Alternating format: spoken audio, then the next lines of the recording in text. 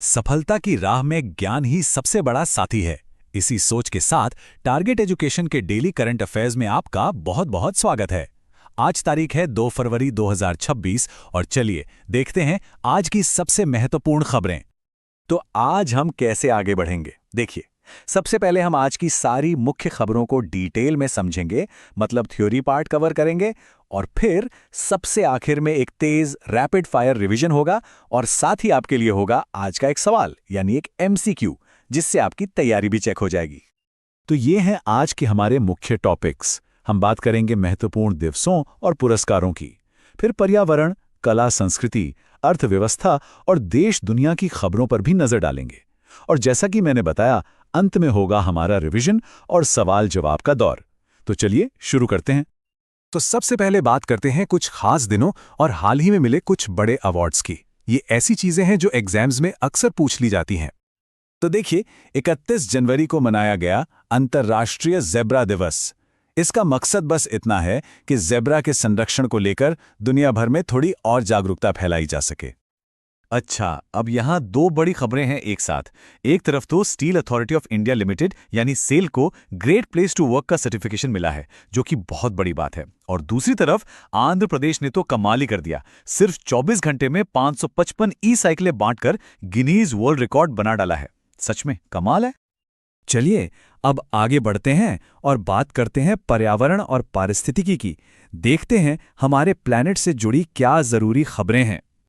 पर्यावरण प्रेमियों के लिए एक बहुत अच्छी खबर आ रही है। पटना पक्षी अभयारण्य को अब एक रामसर साइट का दर्जा मिल गया है। ये हमारे वेटलैंड्स के संरक्षण के लिए एक बहुत बड़ा कदम है।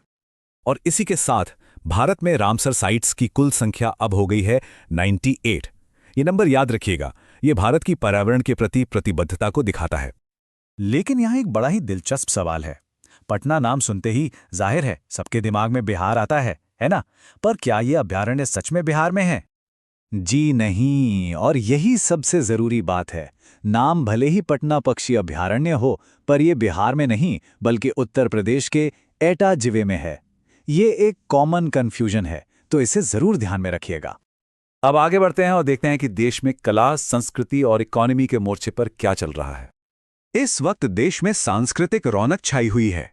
फरीदाबाद में 39वां सूरजकुंड मेला चल रहा है। इसके साथ ही जम्मू कश्मीर में सरस मेला और चेन्नई में 39वां अंतर्राष्ट्रीय चमड़ा मेला भी लगा हुआ है।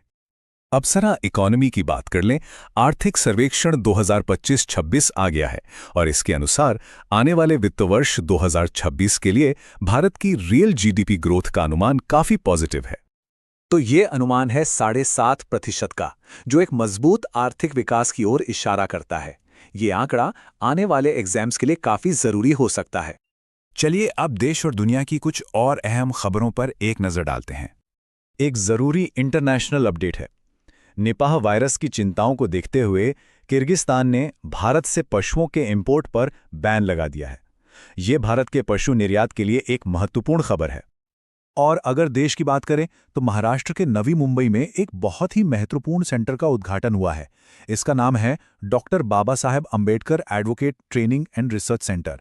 इसका मुख्य उद्देश्य कानूनी पेशेवरों को बेहतर ट्रेनिंग और रिसर्च की सुविधा देना है। ओके, तो अब बारी है हमारे रैपिड फायर रिवीजन की। यहां हम कुछ और जरूरी खबरों को फटाफट कवर करेंगे, तो बिल्कुल तैयार हो जाइए। केरल का आरल्लम वन्यजीव अभयारण्य अब एक तितली अभयारण्य भी है। ओडिशा ने गुटखा, पान मसाला और तंबाकू पर पूरी तरह से बैन लगा दिया है। और इत्तिहाद एयरवेज को दुनिया की सबसे सुरक्षित एयरलाइन का खिताब मिला है।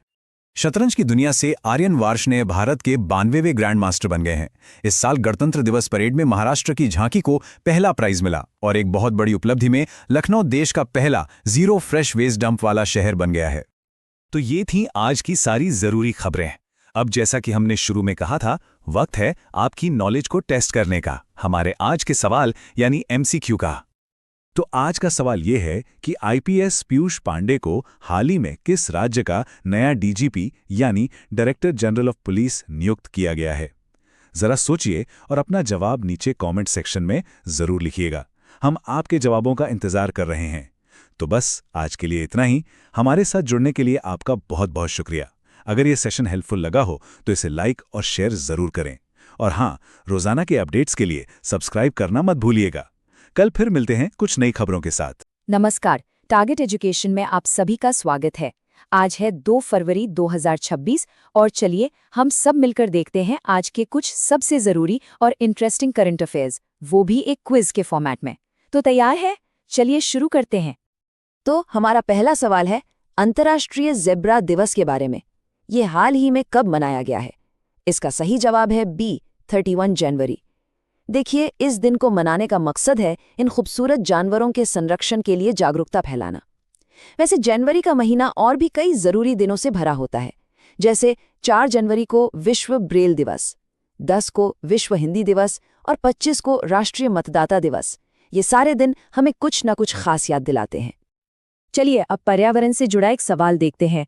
पटना पक्षी अभयारण्य को हाल ही में एक रामसर साइट का दर्जा मिला है। अब इसके नाम से कंफ्यूज मत होइएगा, ये बिहार में नहीं है बल्कि उत्तर प्रदेश में है। और हाँ, किसी भी वेटलैंड के लिए रामसर साइट का दर्जा मिलना एक बहुत बड़ी बात होती है। इसका मतलब है कि उसे अंतर्राष्ट्रीय महत्व का माना गया है और अब उसके संरक्षण पर और भी ज्यादा ध्यान दिया जाएगा। इसके साथ ही भारत में अब कुल 89 रामसर साइट्स हो गई हैं। अब बात करते हैं कला और संस्कृति की। 39वां सूरजकुंड अंतर्राष्ट्रीय शिल्प मेला ये कहाँ शुरू हुआ है? तो इसका सही जवाब है बी, फरीदाबाद, हरियाणा में। और ये कोई मामूली मेला नहीं है, ये दुनिया का सबसे बड़ा शिल्प मेला है। इसका उद्घाटन हमारे उपराष्ट्रपति जी ने किया है, जो इसकी अहमियत को और भी बढ़ा देता है। तो अब समय है हमारी चैलेंज जोन का। पहला सवाल, 10 दिनों तक चलने वाला सरस मेला कहाँ शुरू हुआ है? इसका जवाब है सी, खूबसूरत वादियों वाले जम्मू कश्मीर में। जम्मू कश्मीर वैसे भी आजकल कई वजहों से चर्चा में है। एक तरफ अनंतनाग स्टेशन माल ढुलाई के लिए एक बड़ा सेंटर बन रहा है, तो वहीं दाचीगैम और किश्तवाड़ जैसे नेशनल पार्क इसकी कुदरती खूबसूरती को दिखाते हैं। चैलेंज जोन का अगला सवाल स्वास्थ्य और अंतर्राष्ट्रीय व्यापार से जुड़ा है। देखिए, निपाह वायरस एक गंभीर चिंता का विषय है और इसी को देखते हुए सही जवाब है बी, किर्गिस्तान, जिसने भारत से आने वाले पशु उत्पादों पर प्रतिबंध लगा दिया है। ये एक तरह से एहतियाती कदम है। वैसे ये जानना भी दिलचस्प है कि भारत और किर्गिस्तान के बीच खंजर नाम का एक संयुक्त सैन्य अभ्यास भी होता है। अब चलिए खेल जगत की ओर रुख करते हैं। ऑस्ट्रेलियन ओपन 2026, इसका महिला सिंगल्स का खिताब किसने अपने नाम किया? तो विजेता हैं सी, एलिना रबाकिना। अच्छा, जब भी ग्रैंड स्लैम की बात आती है ना, तो उनका क्रम याद रखना बहुत ज़रूरी होता है। साल की शुरुआत हमेशा हार्ड कोर्ट पर ऑस्ट्रेलियन ओपन से होती है, फिर क्ले कोर्ट पर फ्रेंच ओपन, उसके बाद ग्रास पर विंबलडन और साल का अंत फिर से हार्ड कोर्ट पर यूएस ओपन के साथ होता है। चलिए अब अर्थव्यवस्था पर एक नज़र डाल लेते हैं। आर्थिक सर्वेक्षण 2025-26 के मुताबिक भारत की जीडीपी ग्रोथ का अनुमान क्या लगाया गया है? ये आंकड़ा है सी, 7.4%। ये एक बहुत ही पॉजिटिव साइन है जो दिखाता है कि भारतीय अर्थव्यवस्था कितनी मजबूती से आगे बढ़ रही है। बैंकिंग और एसएससी जैसी परीक्षाओं में ऐसे सवाल अक्सर पूछ लिए जाते हैं, तो इसे जरूर याद रखिएगा। सरकारी योजनाएं हमेशा से ही एक महत्वपूर्ण विषय रही हैं, तो मुख्यमंत्री ग्रामोत्थान योजना किस राज्य में शुरू की गई है? ये पहल है बी, गुजरात की। इसका मकसद है ग्रामीण क्षेत्रों का विकास करना। गुजरात वैसे भी कई मामलों में आगे बढ़ रहा है, चाहे वो मोढेरा का भारत का पहला सोलर पावर्ड ग्रीन टाउन बनना हो या फिर 2030 के कॉमनवेल्थ गेम्स की मेजबानी की तैयारी हो। कौन सी सरकारी कंपनी को हाल ही में ग्रेट प्लेस टू वर्क का खिताब मिला है? तो ये सम्मान मिला है ए, सेल को, यानी Steel Authority of India. SAIL Bharat की एक महारत्न कंपनी है। इसका मतलब ये है कि ये सरकार की सबसे बड़ी और सबसे महत्वपूर्ण कंपनियों में से एक है जिसे ज्यादा वित्तीय आज़ादी मिली होती है। इसकी स्थापना 1954 में हुई थी। अरे वाह, ये तो वाकई एक दिलचस्प रिकॉर्ड है। सोचिए, सिर्फ 24 घंटे में 555 महिलाओं को ई-साइकिल बांटकर गिनीज वर्ल्ड रिकॉर्ड बनाना। ये कारनामा किया है सी, आंध्र प्रदेश के मुख्यमंत्री ने। आंध्र प्रदेश और भी कई प्रगतिशील पहलों के लिए जाना जाता है, जैसे शून्य गरीबी का लक्ष्य और दुनिया का सबसे बड़ा ग्रीन अमोनिया प्रोजेक्ट भी यहीं पर है। अगला सवाल हमारे संविधान के निर्माता डॉक्टर बाबा साहेब अम्बेडकर से जुड़ा हुआ है। उनके नाम पर एक advocate training and research centre का उद्घाटन कहाँ हुआ है? इसका सही जवाब है बी, नवी मुंबई। ये सेंटर कानूनी शिक्षा और रिसर्च को बढ़ावा देगा। हाँ, और हमें डॉक्टर अंबेडकर से जुड़े 2 दिन हमेशा याद रखने चाहिए।